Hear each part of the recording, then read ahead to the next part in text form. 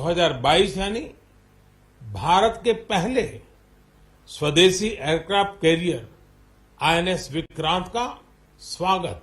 2022 यानी space, drone और defence sector में भारत का परचम। 2022 यानी हर क्षेत्र में भारत का दमखम।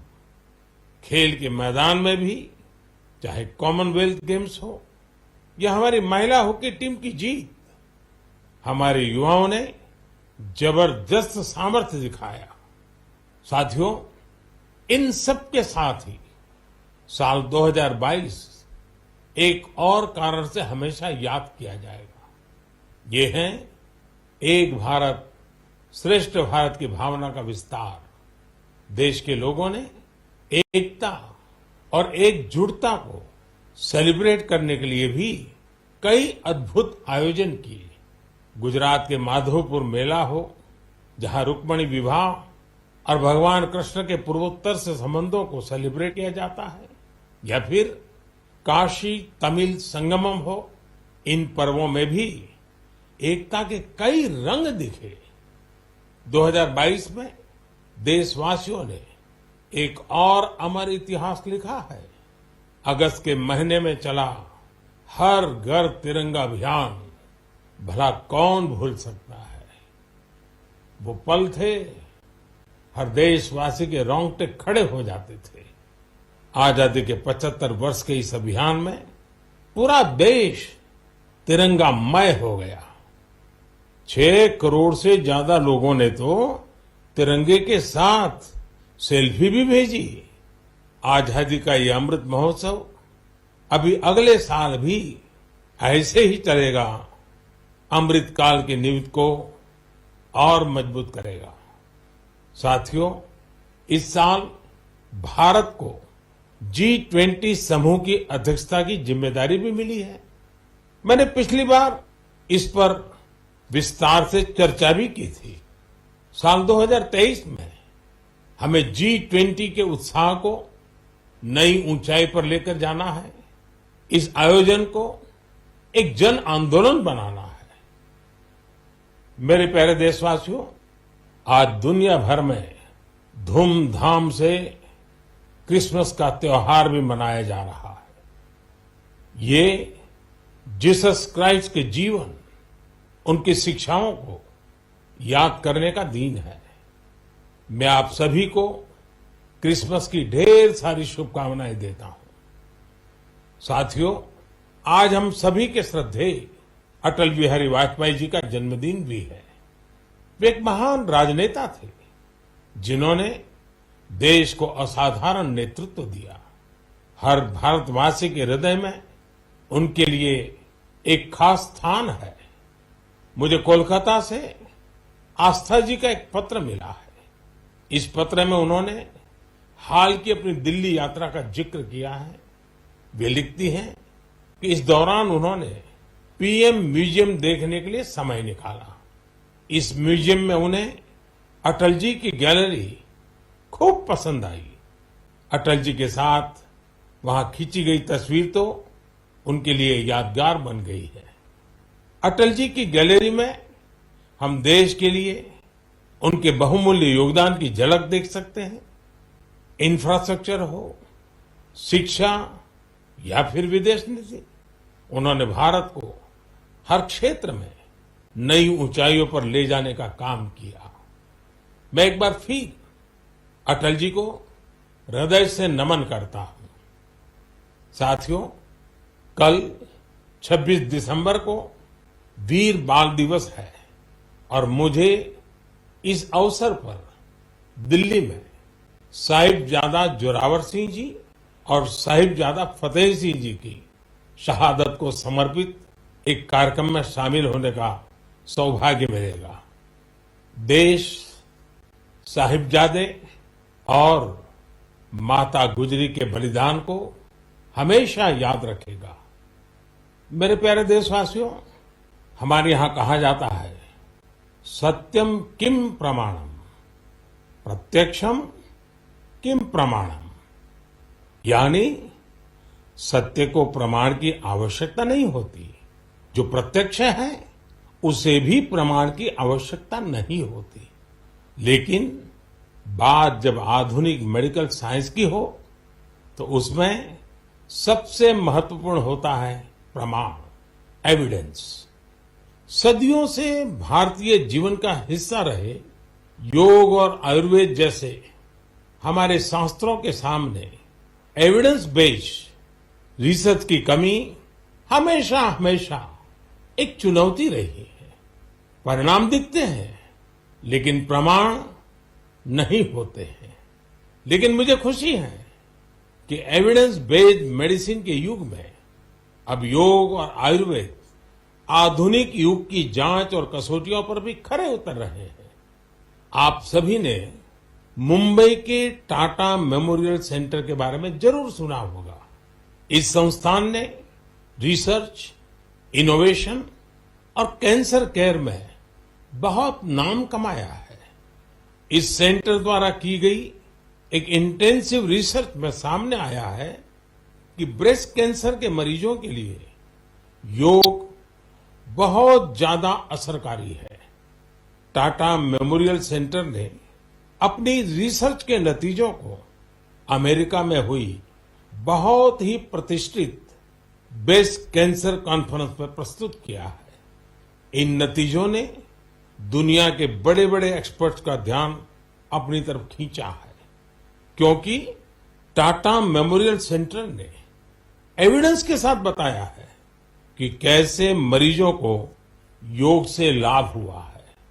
इस सेंटर की रिसर्च के मुताबिक योग के नियमित अभ्यास से ब्रेस्ट कैंसर के मरीजों की बीमारी के फिर से उभरने और मृत्यु के खतरे में 15% तक की कमी आई है।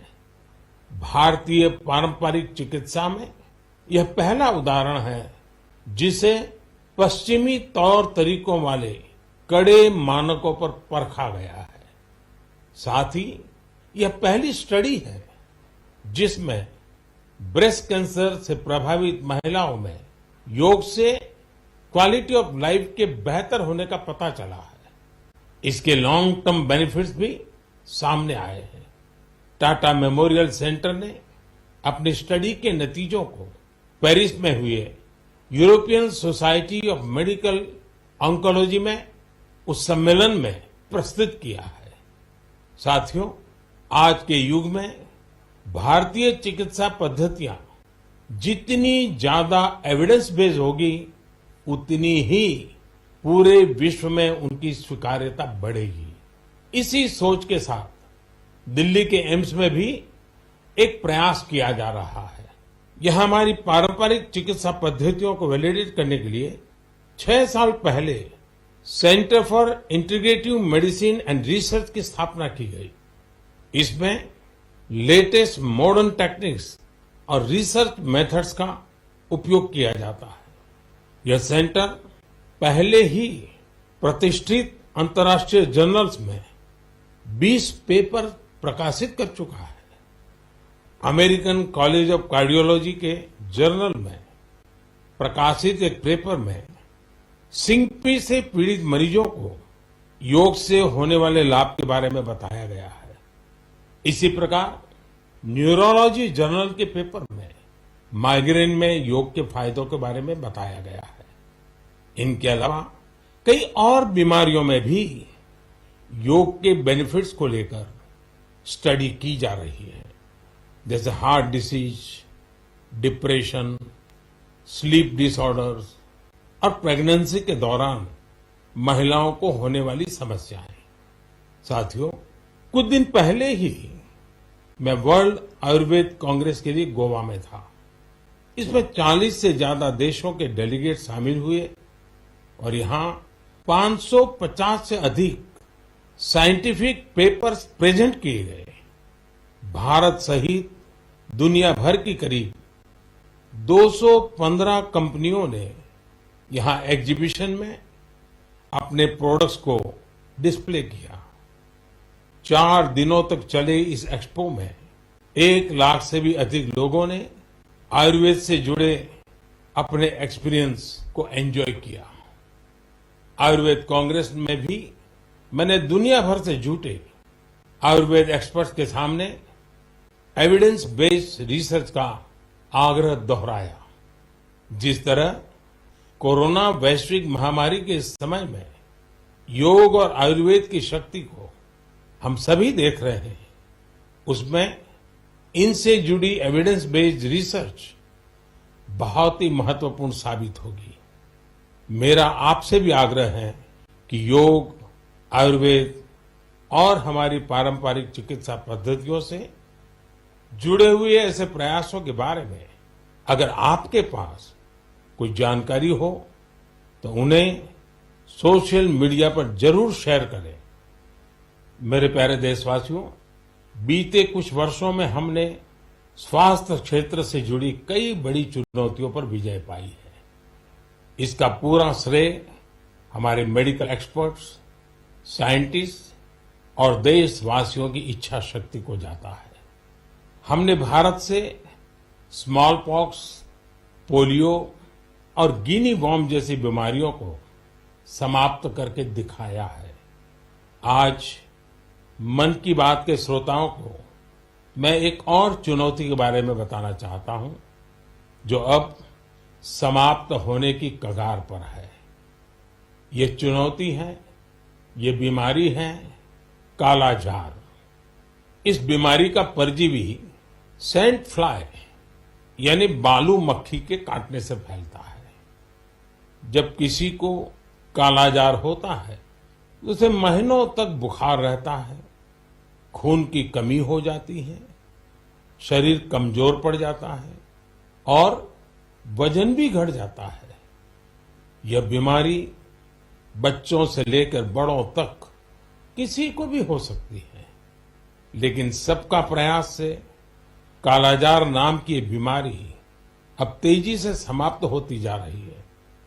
कुछ समय पहले तक कालाजार का प्रकोप 4 राज्यों के 50 से अधिक जिलों में फैला हुआ था, लेकिन अब ये बीमारी बिहार और झारखंड के 4 जिलों तक ही सिमट कर रह गई है। मुझे विश्वास है बिहार, झारखंड के लोगों का सामर्थ्य, उनकी जागरूकता इन 4 जिलों से भी कालाजार को समाप्त करने में सरकार के प्रयासों को मदद करेगी। कालाजार प्रभावित क्षेत्रों के लोगों से भी मेरा आग्रह है कि वो 2 बातों का जरूर ध्यान रखें। एक है सैंड फ्लाई या बालू मक्खी पर नियंत्रण, और दूसरा जल्द से जल्द इस रोग की पहचान और पूरा इलाज। कालाजार का इलाज आसान है, इसके लिए काम आने वाली दवाएं भी बहुत कारगर होती हैं। बस आपको सतर्क रहना है। बुखार हो तो लापरवाही ना बरतें और बालू मक्खी को खत्म करने वाली दवाइयों का छिड़काव भी करते रहें। जरा सोचिए, हमारा देश जब कालाजार से भी मुक्त हो जाएगा तो ये हम सभी के लिए कितनी खुशी की बात होगी। सबका प्रयास की इसी भावना से हम भारत को 2025 तक टीबी मुक्त करने के लिए भी काम कर रहे हैं। आपने देखा होगा, बीते दिनों जब टीबी मुक्त भारत अभियान शुरू हुआ तो हजारों लोग टीबी मरीजों की मदद के लिए आगे आए। ये लोग निक्षय मित्र बनकर टीबी के मरीजों की देखभाल कर रहे हैं, उनकी आर्थिक मदद कर रहे हैं। जन सेवा और जन भागीदारी की यही शक्ति हर मुश्किल लक्ष्य को प्राप्त करके ही दिखाती है। मेरे प्यारे देशवासियों, हमारी परंपरा और संस्कृति का मां गंगा से अटूट नाता है। गंगा जल हमारी जीवन धारा का अभिन्न हिस्सा रहा है और हमारे शास्त्रों में भी कहा गया है, नमामि गंगे तव पाद पंकजम सुर असुरई वंदित दिव्य रूपम भुक्तिम च मुक्तिम च ददासि नित्यम भाव अनुसारेण सदा नराणाम, अर्थात हे मां गंगा, आप अपने भक्तों को उनके भाव के अनुरूप सांसारिक सुख, आनंद और मोक्ष प्रदान करती है। सभी आपके पवित्र चरणों का वंदन करते हैं। मैं भी आपके पवित्र चरणों में अपना प्रणाम अर्पित करता हूं। ऐसे में सदियों से कल कल बहती मां गंगा को स्वच्छ रखना हम सबकी बहुत बड़ी जिम्मेदारी है। इसी उद्देश्य के साथ 8 साल पहले हमने नमामि गंगे अभियान की शुरुआत की थी। हम सभी के लिए गौरव की बात है कि भारत की इस पहल को आज दुनिया भर की सराहना मिल रही है। यूनाइटेड नेशंस ने नमामि गंगे मिशन को इकोसिस्टम को रिस्टोर करने वाली दुनिया के टॉप 10 इनिशिएटिव में शामिल किया है।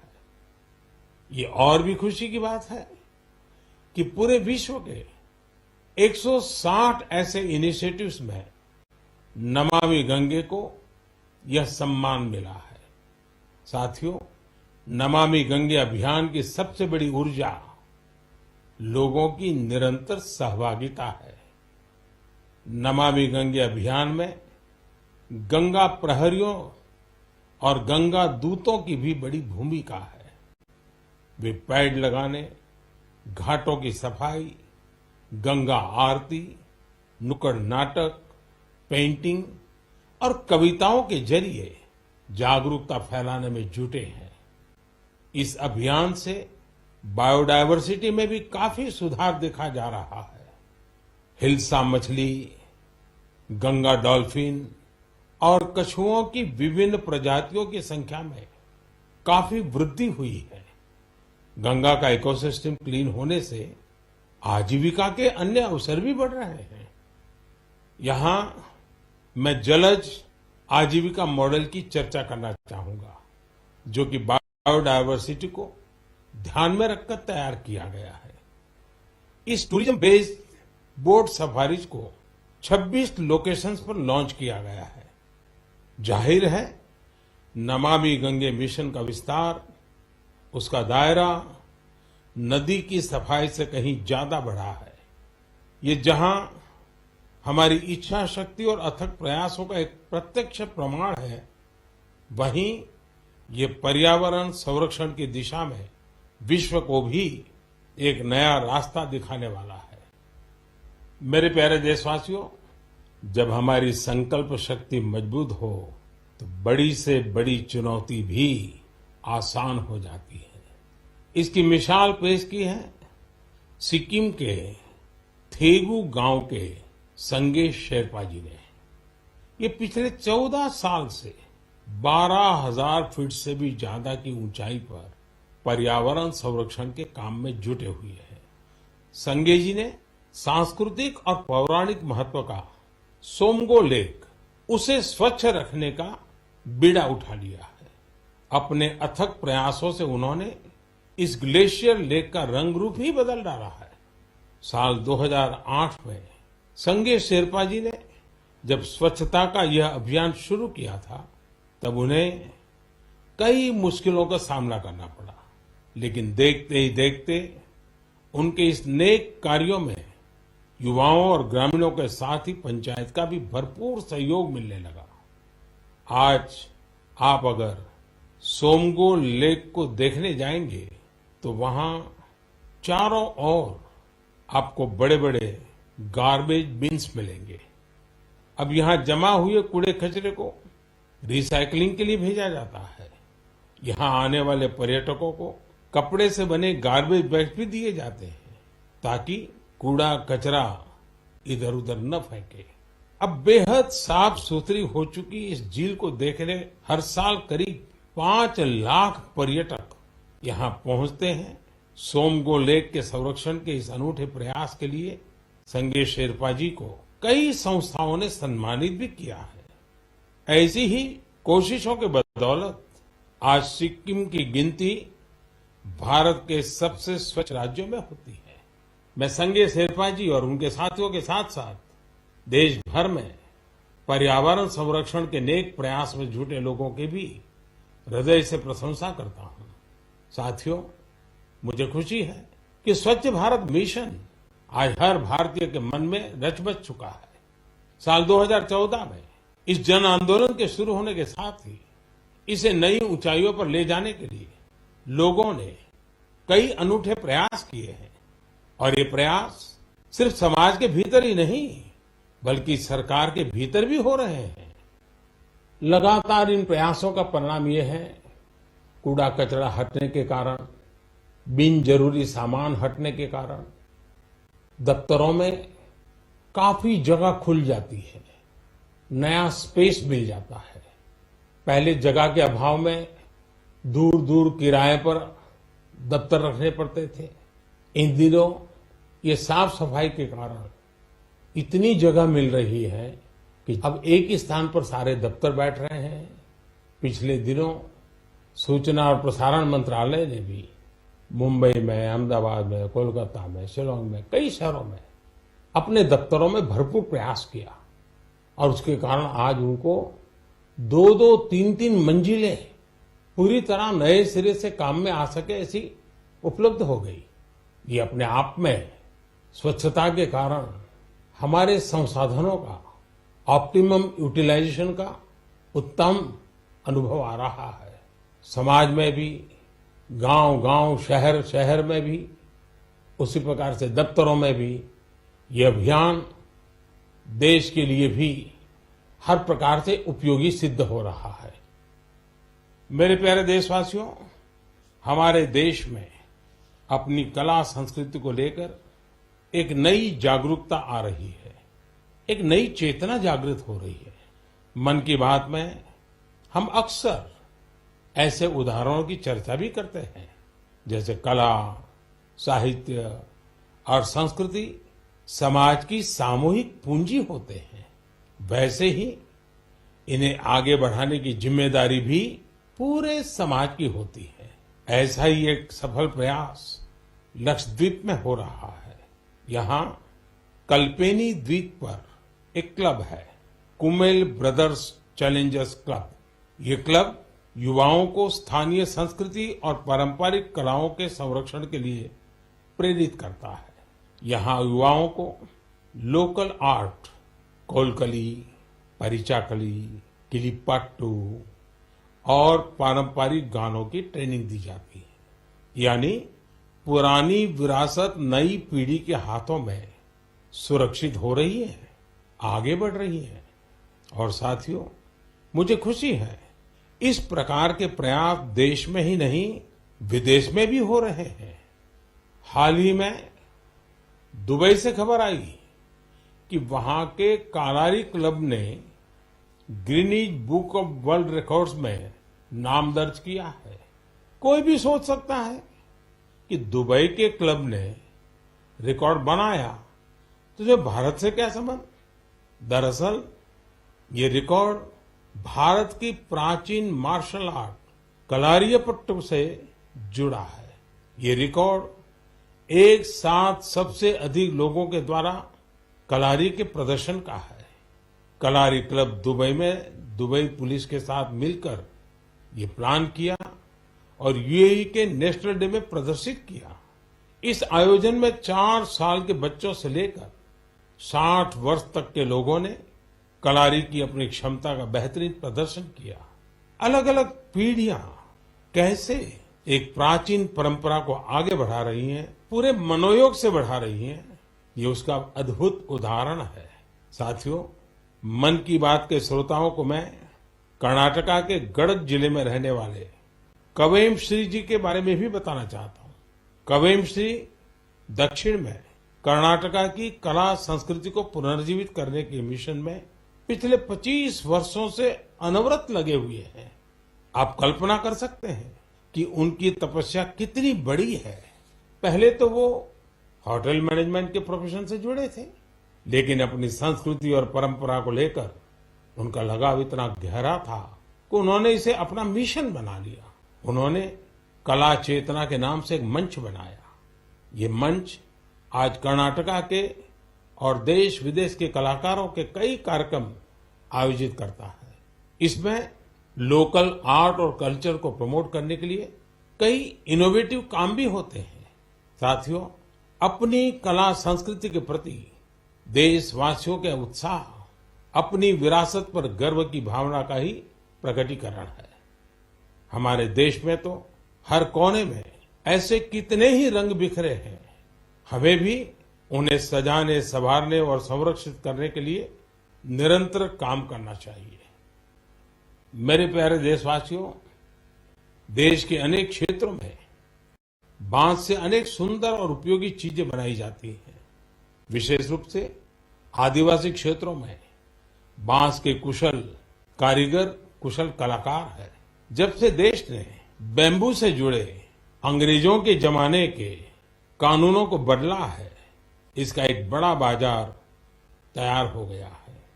महाराष्ट्र के पालघर जैसे क्षेत्रों में भी आदिवासी समाज के लोग बैम्बू से कई खूबसूरत प्रोडक्ट्स बनाते हैं। बैम्बू से बनने वाले बॉक्सेस, कुर्सी, चायदानी, टोकरियां और ट्रे जैसी चीजें खूब लोकप्रिय हो रही है। यही नहीं, ये लोग बैम्बू घास से खूबसूरत कपड़े और सजावट की चीजें भी बनाते हैं। इससे आदिवासी महिलाओं को रोजगार भी मिल रहा है और उनके हुनर को पहचान भी मिल रही है। साथियों, कर्नाटका के एक दंपति सुपारी के रेशे से बनी कई यूनिक प्रोडक्ट्स इंटरनेशनल मार्केट तक पहुंचा रहे हैं। कर्नाटका में शिवमोगा में ये दंपति हैं, श्रीमान सुरेश और उनकी पत्नी श्रीमती मैथिली। ये लोग सुपारी के रेशे से ट्रे, प्लेट और हैंडबैग से लेकर कई डेकोरेटिव चीजें बना रहे हैं। इसी रेशे से बनी चप्पलें भी आज खूब पसंद की जा रही हैं। उनके प्रोडक्ट्स आज लंदन और यूरोप के दूसरे बाजारों तक में बिक रहे हैं। यही तो हमारे प्राकृतिक संसाधनों और पारंपरिक हुनर की खूबी है, जो सबको पसंद आ रही है। भारत के इस पारंपरिक ज्ञान में दुनिया सस्टेनेबल फ्यूचर के रास्ते देख रही है। हमें खुद भी इस दिशा में ज्यादा से ज्यादा जागरूक होने की जरूरत है। हम खुद भी ऐसे स्वदेशी और लोकल प्रोडक्ट इस्तेमाल करें और दूसरों को भी ये उपहार में दें। इससे हमारी पहचान भी मजबूत होगी, स्थानीय अर्थव्यवस्था भी मजबूत होगी और बड़ी संख्या में लोगों का भविष्य भी उज्जवल होगा। मेरे प्यारे देशवासियों, अब हम धीरे धीरे मन की बात के 100वें एपिसोड के अभूतपूर्व पड़ाव की ओर बढ़ रहे हैं।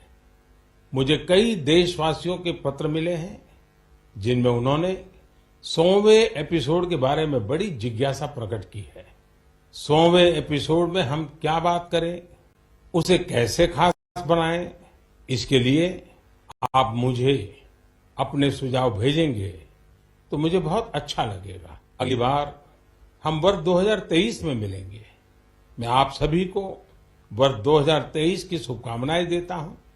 ये वर्ष भी देश के लिए खास रहे, देश नई ऊंचाइयों को छूता रहे। हमें मिलकर के संकल्प भी लेना है, साकार भी करना है। इस समय बहुत से लोग छो के मूड में भी हैं। आप पर्वों को, इन अवसरों का खूब आनंद लीजिए, लेकिन थोड़ा सतर्क भी रहिए। आप भी देख रहे हैं कि दुनिया के कई देशों में कोरोना बढ़ रहा है। इसलिए हमें मास्क और हाथ धुलने जैसी सावधानियों का और ज्यादा ध्यान रखना है। हम सावधान रहेंगे तो सुरक्षित भी रहेंगे और हमारे उल्लास में कोई रुकावट भी नहीं पड़ेगी। इसी के साथ आप सभी को एक बार फिर ढेरों शुभकामनाएं। बहुत बहुत धन्यवाद। नमस्कार।